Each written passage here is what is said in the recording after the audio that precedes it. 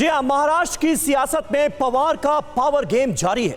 अजीत पवार की बगावत के बावजूद शरद पवार ने हार नहीं मानी है। अब भी वो मोर्चे पर डटे हैं और पार्टी को फिर से एकजुट करने की कोशिशें करते दिख रहे हैं। इस कड़ी में कल शरद पवार ने खुद को राष्ट्रीय अध्यक्ष बताते हुए सुनील तटकरे और प्रफुल्ल पटेल समेत 6 नेताओं को पार्टी से बाहर का रास्ता दिखा दिया, बर्खास्त कर दिया। वहीं शरद गुट ने अजित पवार समेत 9 विधायकों को अयोग्य ठहराने की अपील कर दी है।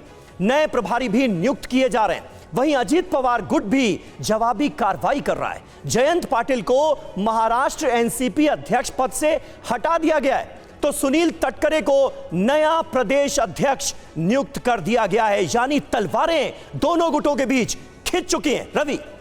बिल्कुल समीर, और वहीं दूसरी तरफ अनिल पाटिल को विप की जिम्मेदारी दी गई है। एक पक्ष 44 विधायक साथ होने का दावा कर रहा है, दूसरा पक्ष 40 विधायक साथ होने का दावा कर रहा है। तो अपने दावे लगातार किए जा रहे हैं। सवाल यही है कि आखिर में यह संख्या बल किसके पास होगा और यह पार्टी का जो अधिकार है वो किसके पास होगा, क्योंकि सिंबल को इस्तेमाल न करने को लेकर भी नोटिस थमाया गया अजित पवार गुट को कि वो किसी भी तरीके से पार्टी का नाम या सिंबल इस्तेमाल न करे, जबकि वो पूरा दावा कर रहे हैं पार्टी के ऊपर। बिल्कुल, और तो और अजित पवार दोपहर 1 बजे अपने नए दफ्तर का उद्घाटन भी करने जा रहे हैं। बहरहाल आपको 6 तस्वीरें दिखाते हैं। इन 6 तस्वीरों पर जरा गौर कीजिए, महाराष्ट्र में क्या कुछ चल रहा है आपको समझ आएगा। आज शिंदे कैबिनेट की बैठक है। अजित पवार समेत 9 विधायक इसमें शामिल होंगे। इसके अलावा जिस बात का मैंने जिक्र किया, दोपहर 1 बजे नए दफ्तर का उद्घाटन करेंगे अजित पवार, और कहा यह जा रहा है कि पूरा बागी कुनबा यहां पर उनके साथ मौजूद दिखेगा। एनसीपी दफ्तर में शरद पवार की मीटिंग भी होनी है।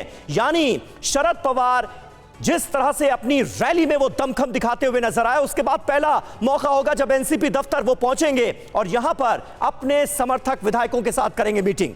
दूसरी तरफ उद्धव गुट भी हालात पर नजर बनाए हुए है और आज सेना भवन में भी शिवसेना के उद्धव गुट की अहम मीटिंग होनी है। और आज अजित पवार नए ऑफिस का उद्घाटन करेंगे। एक अहम अपडेट है आज के लिए, और मंत्रालय के सामने अजित पवार का दफ्तर होगा। A/5 बंगले में अजित ग्रुप का आधिकारिक दफ्तर होगा। सूत्रों के हवाले से ये बात सामने आ रही, तो एक तरीके से पूरा का पूरा अलग ही तंत्र बनाने की कोशिश हो रही है, क्योंकि अजित पवार को भी कहीं ना कहीं ये पता है कि शरद पवार पार्टी को अपने पास रखने की हर कोशिश करेंगे, चाहे वो दफ्तर हो, चाहे वो पार्टी का नाम हो, सिंबल हो। और ये जो क्लेम है अजित पवार गुट का, ये कैसे मजबूत रहेगा, कैसे वो ऑपरेशनल रहेंगे पार्टी के तौर पर, इसकी भी तैयारी की जा रही है। उसी के तहत इस नए दफ्तर की भी बात सामने आ रही है। बिल्कुल, देखिए, और इस बीच एक अहम खबर यह भी आ रही है कि थोड़ी देर बाद शिंदे कैबिनेट की मीटिंग शुरू होने जा रही है। अजित पवार गुट के शामिल होने के बाद पहली कैबिनेट मीटिंग है, इसलिए इसकी अहमियत और ज्यादा हो जाती है। 12 बजे नई कैबिनेट की पहली मीटिंग होगी और इसमें अजित पवार के साथ जो तमाम विधायक एनसीपी से बगावत करके एनडीए में आए हैं वो भी शामिल होंगे। तो ये एक बड़ी अपडेट निकलकर सामने आ रही है। एकनाथ शिंदे कैबिनेट की अहम बैठक होने जा रही है और अजित पवार के साथ साथ जो 9 नए मंत्री बने हैं वो भी इस मीटिंग का हिस्सा होंगे। और टीवी 9 पर एनसीपी के 30 विधायकों का विश्वास मत। जी हां, टीवी 9 पर विधायकों ने बताया समर्थन का सच। कौन किसके साथ, टीवी 9 पर यह खुलासा हुआ है। टीवी 9 पर इन विधायकों ने अपने समर्थन की बात बताई है कि वो किस पक्ष के साथ खड़े हैं। तो ये बड़ी जानकारी हम आपको दे रहे हैं। लगातार एक भ्रम की स्थिति पार्टी के अंदर है कि कौन किधर जाएगा, कौन किधर रहेगा, क्योंकि दावे दोनों तरफ से किए जा रहे हैं आंकड़ों के। और इस बीच टीवी 9 पर यह बातें सामने आई हैं। आपको बताते हैं कि संवाददाता मीनू ठाकुर के पास जब विधायक आए और सबसे पहले बात करने की कोशिश की हमारे संवाददाता ने, तो क्या कहा अनिल भाईदास पाटिल ने, आइए सुनते हैं।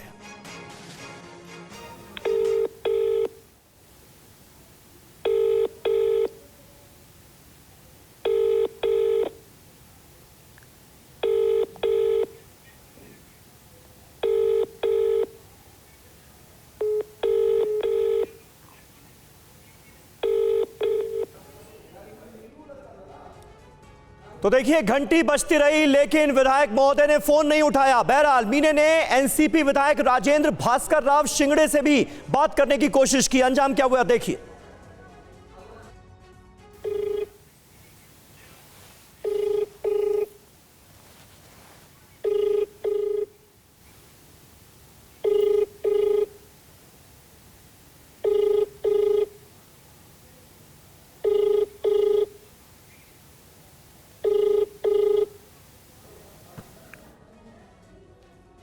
तो भास्कर राव ने भी फोन नहीं उठाया। शरद पवार के करीबी और संकट में सबसे बड़े साथी अनिल देशमुख को भी फोन किया गया। मीनू के पास चलते हैं, देखते हैं क्या हुआ।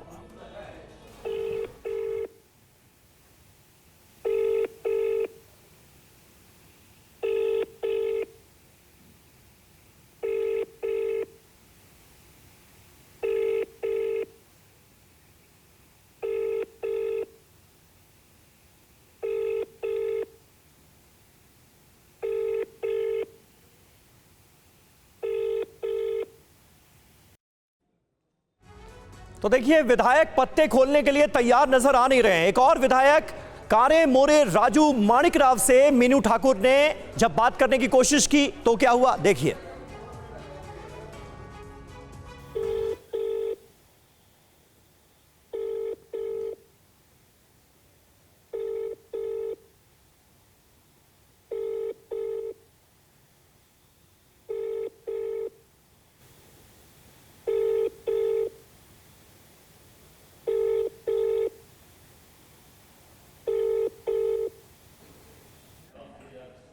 वहीं चंद्रिकापुरे मनोहर गोवर्धन, उनको भी फोन लगाया गया।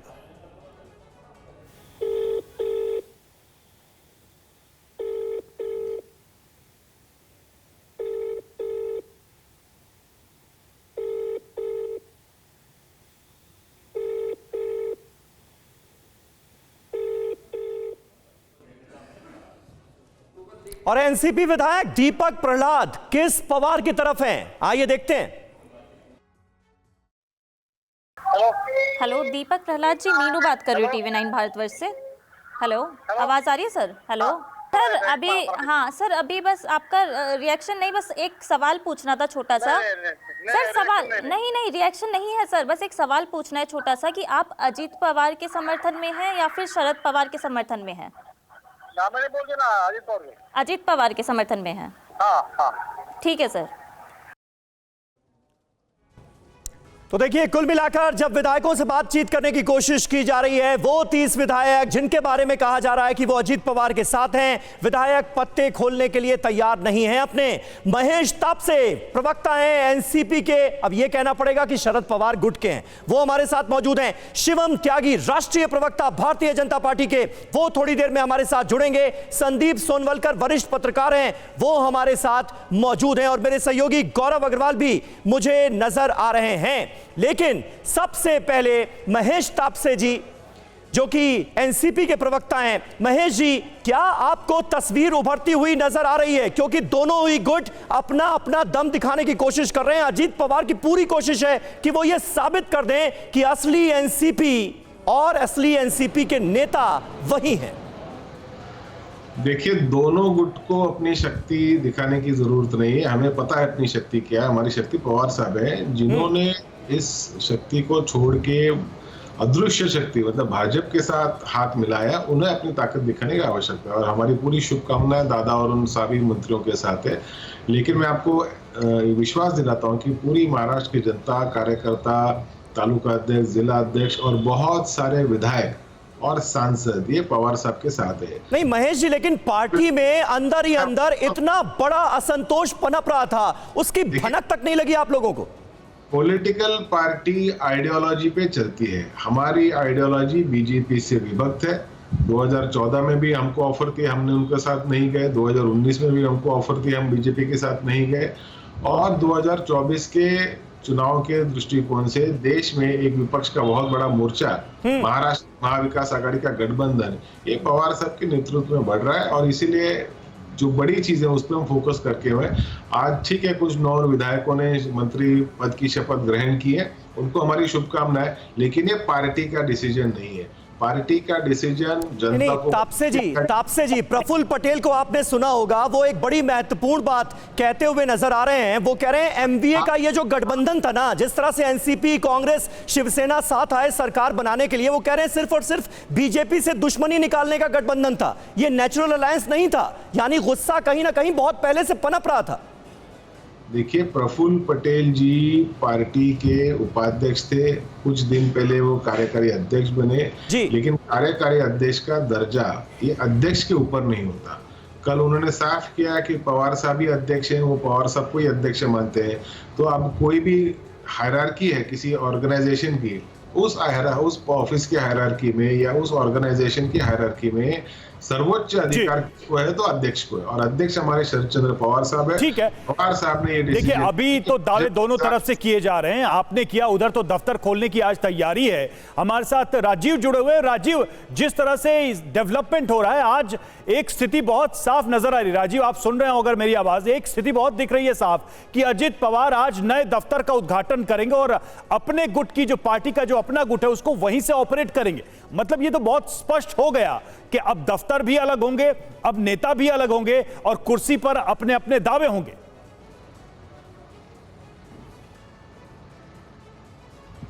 बिल्कुल, देखिए, जब पहले दिन अजित पवार ने प्रेस कॉन्फ्रेंस ली थी और उन्होंने कहा था कि एनसीपी उनकी है और वो एनसीपी के तमाम कार्यकर्ता विधायक उनके साथ में हैं। उसके बाद पहले दिन जो एनसीपी का पुराना दफ्तर है बेलाट पियर, महेश तपासे जी प्रवक्ता हैं, वो भी उसी दफ्तर में मौजूद थे। हजारों कार्यकर्ताओं की भीड़ जमा हो गई थी क्योंकि ये अंदेशा था कि जो अजित पवार के समर्थक है वो पार्टी दफ्तर पहुंच सकते हैं और कब्जा हो सकता है, जिस तरह से हमने शिंदे और उद्धव ठाकरे के समय देखा था। लेकिन यहाँ पर अजित पवार ने अपना खुद का एनसीपी का एक कार्यालय खोला है। मंत्रालय के ठीक सामने A5 बंगला है जो कि सरकारी बंगला है। इसी बंगले में पार्टी का दफ्तर है जिसका उद्घाटन लगभग 1 से 1:30 बजे के करीब अजित पवार खुद अपने हाथों से करेंगे। ठीक है राजीव बने हैं आप हमारे साथ, ताजा जानकारी आपके जरिए हम पहुंचाते रहेंगे। लेकिन देखिए, जिन 30 विधायकों के समर्थन की बात कर रहा है अजित पवार गुट, उनको एक एक करके TV9 भारतवर्ष फोन लगाया। उन सारे विधायकों को, अब तक 6 विधायकों को हम आपको सुनवा चुके हैं कि उन्होंने किस तरह से, 5 ने तो फोन ही नहीं उठाया, 6ठे ने बात की, 7वें विधायक को जब हमने फोन लगाया तो क्या हुआ, सुनिए।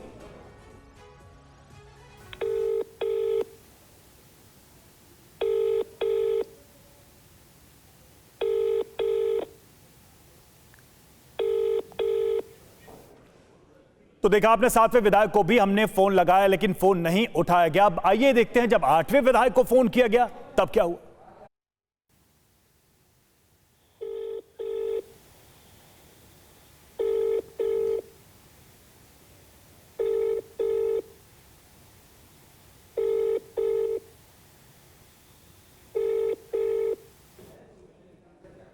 तो देखिए, विधायक फोन नहीं उठा रहे हैं, अजित पवार के साथ हैं, यह दावा किया जा रहा है अजित पवार के गुट की तरफ से। 9वें विधायक ने किस तरह से रिस्पॉन्ड किया हमारी कॉल का, देखिए।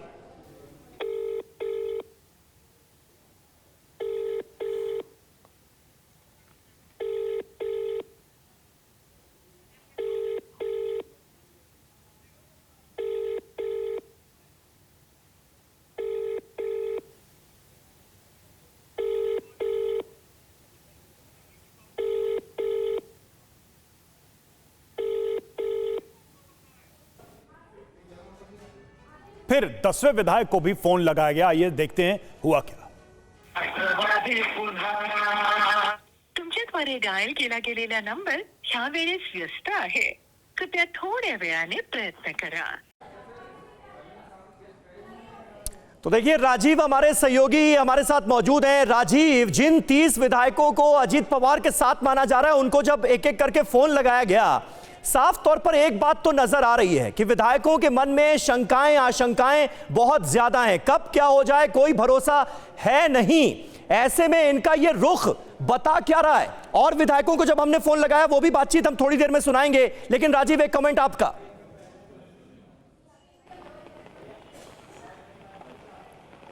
देखिए, कहा जाता है ना कि दूध का जला छाछ भी फूक फूक कर पीता है। वही कुछ हालत अजीत पवार की भी है, क्योंकि इसके पहले जब सुबह सवेरे का शपथ ग्रहण हमने देखा था और अजीत पवार ने तमाम विधायकों की सूची दी थी और वो सूची वायरल हो गई थी, उसके नाम मीडिया में आने के बाद में उन तमाम विधायकों को एक एक करके शरद पवार की तरफ से, उनके खेमे की तरफ से जब फोन जाने शुरू हुए तो एक एक करके तमाम विधायक पलट गए थे। कल प्रफुल्ल पटेल से जब मैंने खुद बात की तो उन्होंने कहा कि 40 से ज्यादा विधायक इस वक्त उनके समर्थन में हैं और 40 विधायकों की सूची तो गवर्नर को सौंपी गई थी। उसके बाद ही गवर्नर ने शपथ ग्रहण का समय दिया और उसके बाद वो सरकार में शामिल हुए हैं। तो 40 विधायक की सूची तो गवर्नर के पास पहुंची है, लेकिन वो विधायक कौन से हैं जो नाम सामने आए हैं, जिन्होंने शपथ लिया, उसके अलावा इक्का दुक्का विधायक और, लेकिन बाकी के लगभग 25 से 28 ऐसे विधायक हैं जो अजीत पवार खेमा ये कह रहा है कि उनके साथ है, लेकिन उनके नाम जाहिर नहीं कर रहा है। कल जब प्रेस कॉन्फ्रेंस हुई थी उस समय भी मैंने लगातार कई सवाल किया तो अजीत पवार ने यह कहा कि जितना आप सोच रहे हैं उससे कहीं ज्यादा विधायक मेरे साथ हैं, जबकि प्रफुल्ल पटेल ने यह कहा कि हमारे पास 40 से ज्यादा विधायक है। मैं उनसे व्यक्तिगत तौर पर भी ठीक है, कुल मिलाकर यही है कि अभी विधायकों को लेकर स्थिति बहुत स्पष्ट नहीं है। हां, दावे जरूर दोनों तरफ से किए जा रहे हैं। हमने एनसीपी एमएलए आत्राम धर्मराव बाबा भगवंत से भी पूछा कि वो अजित पवार के साथ हैं या शरद पवार के। उनका रिएक्शन क्या था, जवाब क्या था, सुनिए। आत्राम जी, मीनू बात कर रही हूँ टीवी 9 भारतवर्ष से। हाँ जी, बोलिए। सर, अभी आपसे एक प्रश्न पूछना था कि आपका जो समर्थन है वो अजीत पवार की तरफ है या फिर शरद पवार की तरफ है? मैं तो अजीत पवार साहब के साथ हूँ पहले से। ठीक है, तो अभी मतलब आप अब भी अजीत पवार जी के साथ ही हैं? मैं तो मंत्री बन गया ना, अजीत पवार ने मंत्री बनाया। और क्या ठीक हो गया फिर, और क्या। ठीक है, ओके ओके, धन्यवाद सर। और देखिए, हमारे साथ तमाम खास मेहमान भी मौजूद हैं और एक और बहुत खास मेहमान हमारे साथ जुड़ रहे हैं। अरविंद सावंत, जो कि शिवसेना के सांसद हैं, वो हमारे साथ मौजूद हैं, उद्धव ठाकरे के गुट से ताल्लुक रखते हैं। सावंत साहब, क्या कहेंगे आप? इस वक्त वो तमाम विधायक जो अजीत पवार के गुट में माने जा रहे हैं वो अपने पत्ते खोलने के लिए तैयार नजर नहीं आ रहे हैं। ज्यादातर विधायक तो फोन ही नहीं उठा रहे हैं। किस तरह की शंकाएं, आशंकाएं इस वक्त एनसीपी के अंदर आपको नजर आ रही हैं, क्योंकि हूबहू वही सब कुछ हो रहा है जो कुछ दिनों पहले शिवसेना के साथ हुआ? मुझे लगता है आदरणीय प्रधानमंत्री जी ने इसको लॉन्च कर दिया पहले, क्योंकि उन्होंने हमला किया। हमला राष्ट्रवादी कांग्रेस पार्टी पर किया और हमला करने के किस तरह का हमला किया, बोलो देश में ये नेशनल राष्ट्रवादी कांग्रेस पार्टी ये बहुत भ्रष्टाचारी पार्टी है और इनके भ्रष्टाचार की कथन गई। सिंचाई का भ्रष्टाचार, बैंकों का भ्रष्टाचार, शुगर इंडस्ट्री का भ्रष्टाचार, ये सारे कहने के बाद में 3 दिनों में ये सब लोग यहाँ गए हैं। 3 दिनों के बाद में, उसके बीच में या उसके पूर्व उन्होंने जो हसन मुश्रिफ साहब जिन्होंने मंत्री पद की शपथ ली है जी, इनके घर पे तो ईडी ने रेड डाली थी ना, उसके ऊपर तो इल्जाम उनके किरीट सोमैया ने लगाया था। ये सारी चीजें एनसीपी की छोड़ो, और भारतीय जनता पार्टी क्या कर रही है कि बस अपनी सत्ता बचाने के लिए कोई भी रास्ता अपनाए, बस वो रास्ता भी भ्रष्ट है। नहीं, लेकिन सावंत साहब, प्रफुल्ल पटेल को आपने सुना होगा, शिवसेना और कांग्रेस पार्टी के साथ अलायंस कोई, वो बता रहे हैं कि ये नेचुरल अलायंस था ही नहीं, यानी गुस्सा तब से था एनसीपी के एक धड़े में। वो कुछ भी कहने दो, उनको पूछो माननीय वाजपेयी साहब का अलायंस क्या था। नहीं, ठीक है, ठीक है महेश, सवाल पूछो, कभी तुम मुझे सुनने दो। भारतीय जनता पार्टी को आपने सवाल पूछा, आदरणीय वाजपेयी साहब ने सरकार बनाई तो वो सरकार में जो लोग शामिल थे वो कौन सा था, वो कौन सी सरकार थी, पता हो तो दो। तभी भी सब लोग थे ना, मायावती थी, हमारी तमिलनाडु की मुख्यमंत्री जयललिता थी जी, ममता जी थी, सब थे उसमें जी। भूल गए क्या आप सब सारी चीजें? तो आप कह रहे हैं, कि ये गठबंधन जो है दुनिया जिसे अननेचुरल अलायंस कहा जा रहा है वो अननेचुरल नहीं था। आपने पुराना एग्जाम्पल कोट किया और कहा कि आपने वही अनुसरण किया। महेश तापसे जी, क्या ये माना जाए कि कोई भी गठबंधन, कोई भी जो गठबंधन, जैसा ये कह रहे हैं, कोई भी पुराना उदाहरण इस गठबंधन को जस्टिफाई करेगा? और एक जो आरोप लग रहे हैं कि भाई प्रधानमंत्री ने किन किन लोगों के बारे में कहा कि उनके ऊपर आरोप लगाए या बीजेपी ने उनके ऊपर आरोप लगाए, आप लोगों का स्टैंड क्या है उन आरोपों को लेकर आज के दिन? क्या जिनके ऊपर आरोप लगे वो सही थे या वो लोग साफ थे, स्वच्छ थे? अगर स्वच्छ थे तो फिर आपको दिक्कत क्या है? वो गए तो गए। देखिए, पहली बात तो यह है कि पवार साहब ने कभी भी नहीं कहा कि उनको किसी के जाने से दिक्कत है या दुख है। पवार साहब ने सबको कहा कि जिसको रुकना है वो रुके, जिसको जाना है वो जाए। पवार साहब ने देश के प्रधानमंत्री और भारतीय जनता पार्टी के आभार व्यक्त किए कि यहाँ पे प्रधानमंत्री ने आलोचना की, तीखी आलोचना की 2-4 दिन पहले भोपाल से। एनसीपी भ्रष्ट है, सिंचन का 70,000 करोड़ का घोटाला है, बैंकों का घोटाला है। और वहीं महाराष्ट्र की भाजपा ने जिन लोगों पे आरोप प्रधानमंत्री महोदय की पार्टी ने लगाया था, उन्हीं को भारतीय जनता पार्टी के देवेंद्र फडणवीस ने राज्य के अंदर उप मुख्यमंत्री पद और बाकी के मंत्री पद की शपथ सर, अब दिलाई। आलोचनाओं की क्या बात करें? बाला साहब ठाकरे कांग्रेस पे कितने गंभीर आरोप लगाते थे और शिवसेना के साथ आप सबने सरकार बनाई। ये इसमें हम क्या कह सकते हैं? जितने भी हमारे आरोप थे वो धुल गए। अभी हमारे पास कोई आरोप नहीं है, ना हमारे पास किसी को आलोचना करने की या क्रिटिसाइज करने की आवश्यकता है। पवार साहब की जहां तक बात है, उन्होंने कभी भी किसी को पार्टी छोड़ने से नहीं रोका। इस बीच देखिए, हमारे पास एक और जानकारी है। हमने एक अगले विधायक को भी फोन करके उनकी राय जानने की कोशिश की। आइए सुनते हैं क्या हुआ।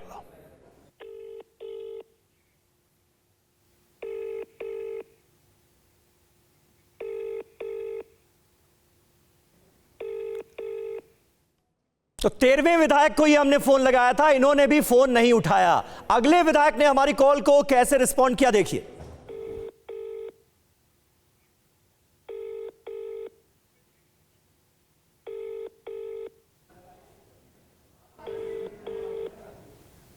तो 14वें विधायक को भी फोन किया गया, फोन नहीं उठाया। अगले विधायक यानी 15वें विधायक को भी हमने कोशिश की फोन लगाकर पूछने की कि वो किस तरफ हैं। देखिए, तुम्ही ज्या व्यक्तीला कॉल केला आहे तो दुसऱ्या कॉलवर व्यस्त आहे. कृपया प्रतीक्षा करा किंवा थोड्या वेळाने पुन्हा प्रयत्न करा. तो देखिए, भुसारा सुनील चंद्रकांत, इनको फोन लगाया गया, कोई रिस्पांस नहीं मिला। अगले विधायक ने क्या रिस्पॉन्ड किया हमारी कॉल का, देखिए।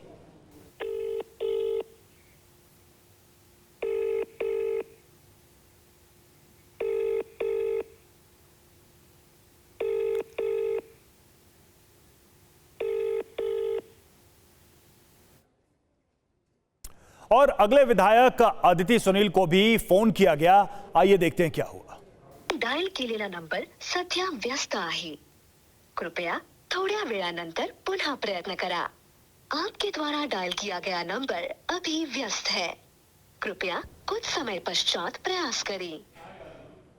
और विधायक बनकर दिलीप राव शंकर राव किसके पाले में है, हमने ये भी जानने की कोशिश की, उनसे डायरेक्ट सवाल पूछा। हेलो, बनकर दिलीप राव जी, मीनू बात कर रही हूँ TV9 भारतवर्ष से। सर, मेरा एक प्रश्न था आपसे कि अभी आपका जो समर्थन है वो अजीत पवार जी की तरफ है या फिर शरद पवार जी की तरफ?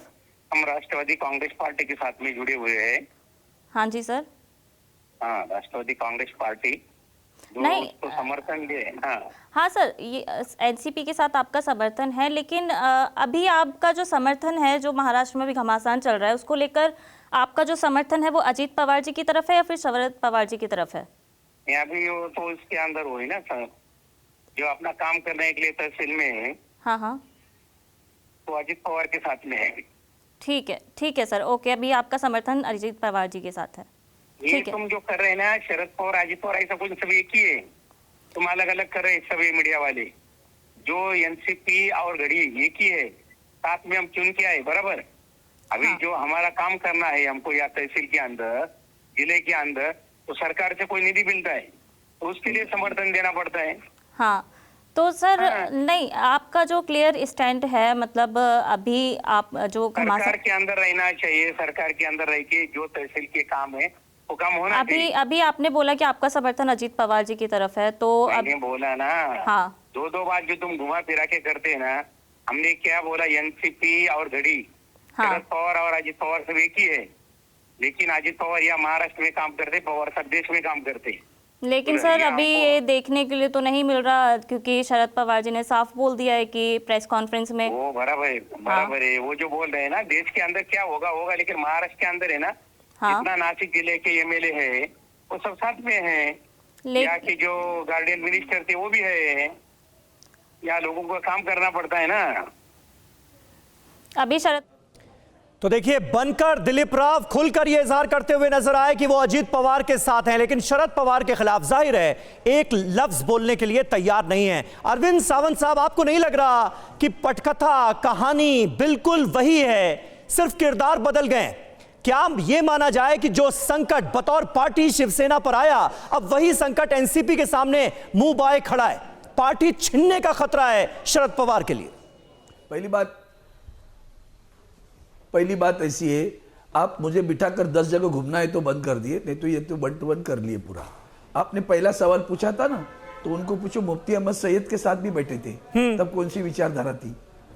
2014 में हमारा गठबंधन आपने तोड़ा था, तब कौन सी विचारधारा थी? काय का ये सब डायलॉग लोग आप लोग डालते हो ना कि अनैसर्गिक है, अप्राकृतिक है, ये सारा गंद बंद करो। सबसे गंदा काम करते हो बीजेपी करती है। हिम्मत है तो बोलो ना। गोवा में क्या किया उन्होंने? अच्छा काम किया। मध्य प्रदेश में क्या किया उन्होंने? बीजेपी, अच्छा काम किया। आप कह रहे हैं कि बीजेपी ने किया, अच्छा काम किया। बीजेपी तभी कर पाएगा जब पार्टी के अंदर असंतोष था। बीजेपी को छुपाते हो। अगर शिवसेना में असंतोष नहीं होता तो बीजेपी कैसे तोड़ देती शिवसेना? अगर एनसीपी में असंतोष नहीं होता तो कैसे तोड़ देती एनसीपी? वो छोड़ो, वो उसका जवाब मैं बाद में देता हूं। वो तो बीजेपी बहुत पुण्यवान बता रहे हो ना। बिस्वा के खिलाफ आसाम में बुकलेट निकाला, कितना भ्रष्टाचारी है, और उस भ्रष्टाचारी को मुख्यमंत्री बनाकर माननीय अमित शाह जी ने पत्रकार नहीं, तो बड़ा एक नेचुरल क्वेश्चन है सर, आप क्यों नहीं गए? जो दूसरे गए आप क्यों रह गए? ऐसे सवाल नहीं पूछते, ऐसे सवाल बीजेपी ऐसे सवाल हमें भी मत पूछिए। पहली बात है, दोनों की तुलना न करना, क्योंकि दोनों में फर्क है। हमारे पास अगर उनको जाना था तो हिम्मत रखनी थी और कहना था कि मेरे साथ बहुत लोग हैं, हम चाहते हैं कि पार्टी की मीटिंग हो जाए। पार्टी की मीटिंग में वो अविश्वास प्रस्ताव ला सकते थे, कह सकते थे हमें पार्टी का मुखिया बनना है। हुआ? वो तो भाग गए ना, पीठ में छुरा बुक कर। चुनाव था उस दिन, वोट करके शाम को भाग गए वो लोग। कहाँ गए? सूरत में। किसका राज्य है? सावंत जी, गुजरात सावंत जी, इस बड़ी बगावत के बाद, अजीत पवार की बड़ी बगावत के बाद एकनाथ शिंदे से मैंने खुद फोन पर बात की। उनका सीधे तौर पर कहना था कि अब वो जमाना गया जब फेसबुक लाइव करने वाले, घर में बैठकर फेसबुक लाइव करने वाले नेता शासन चलाएंगे। अब वो जमाना गया, न्यू इंडिया बर्दाश्त नहीं करेगा इसे। उद्धव ठाकरे के बारे में कह रहे थे ये तुम और न्यू इंडिया तुम्हारा चैनल बर्दाश्त नहीं करेगा कि दुनिया, अगर दुनिया बर्दाश्त न करती ना, तो आदरणीय उद्धव जी ठाकरे साहब को महाराष्ट्र की जनता ने परिवार का मुखिया कहा। क्या कहा? ठीक है, मराठी में कुटुंब प्रमुख, हिंदी में परिवार का प्रमुख कहा। क्यों? उसी ना फेसबुक चैनल पे जब ठीक है, ये सारे तर्क हुए हैं और ये बातें पहले भी हुई है, लेकिन आज की हकीकत ये है सर, ये एक्सेप्ट करना पड़ेगा। आज की सच्चाई ये है कि पार्टी अलग हुई, आपकी भी पार्टी, एनसीपी भी, इसमें लोग अलग हुए हैं। ये किसी और ने नहीं, ये बिल्कुल सामने है राजनीतिक तौर पर। इस सच्चाई को अब स्वीकार करना पड़ रहा है, ये स्थिति बनी है। बीजेपी की वकालत की क्या आपने? देश के प्रधानमंत्री निकले थे क्या घर से बाहर? जरा बोलो तो सही। नहीं, किसी की वकालत का सवाल ही नहीं उठता, यहाँ पर सीधे सवाल पूछे जा रहे हैं। चलिए, बहुत बहुत शुक्रिया आप सभी का हमारे साथ इस बातचीत में जुड़ने के लिए।